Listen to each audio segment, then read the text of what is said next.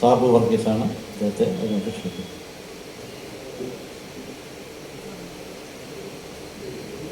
പ്രിയമുള്ളവരെ, 4 സമ്പന്നമായ സെഷനുകളുടെ അവസാന ഘട്ടത്തിലേക്കാണ് നമ്മൾ കടന്നിരിക്കുന്നത്.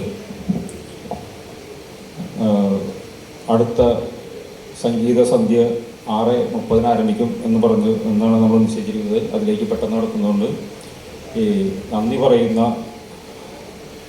പറയുന്നതിലേക്ക് കടക്കുകയാണ്.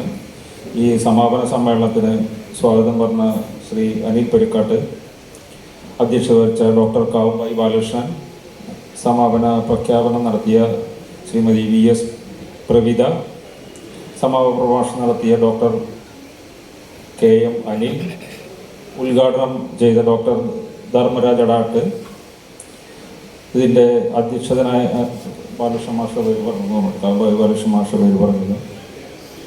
പിന്നെ ഈ അവസാന സെഷന് അഭിവാദ്യം അറിയിപ്പിച്ച ജൈന ചക്കാമടത്തിൽ,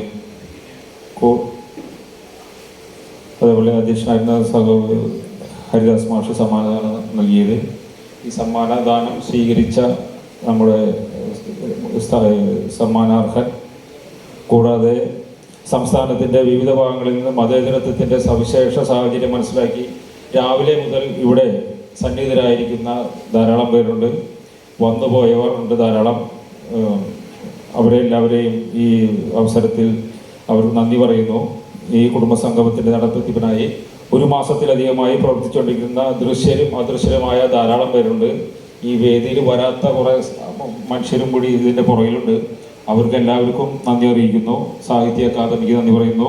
ശബ്ദം വിളിച്ച് നൽകി നമ്മളെ ഇതുവരെ സഹായിച്ചവർ, ദൃശ്യാവിഷ്കാരം നടത്തുന്നവർ, ഭക്ഷണവും വെള്ളം തന്ന് നമ്മളെ സംതൃപ്തരാക്കിയവർ, എല്ലാവരെയും ഇനി വിട്ടുപോയ ആരെങ്കിലും ഉണ്ടെങ്കിൽ അവരെ എല്ലാവരെയും ഈ നിമിഷത്തിൽ ഓർക്കുന്നു. അവർക്ക് കൂടി നന്ദി പറയുന്നു. അനിൽ മാഷ് അവസാനം പറഞ്ഞ പോലെ നമ്മൾ ഇതിൻ്റെ സംഘാടക സമിതി രൂപീകരണ സമയത്ത് നമ്മുടെ ഇന്ത്യൻ സെക്യുലറിസത്തിൻ്റെ സാധ്യത എന്ന് പറയുന്നത് പാശ്ചാത്യ സെക്യുലറിസത്തിൻ്റെ മോഡലല്ല എന്ന് പറഞ്ഞെങ്കിലും അവസാനം അനിൽ മാഷ് പറഞ്ഞു വെച്ചത് ഇവിടെ ഇതൊരു അഗ്രസീവ് സെക്യുലറിസം ആയിരിക്കണം.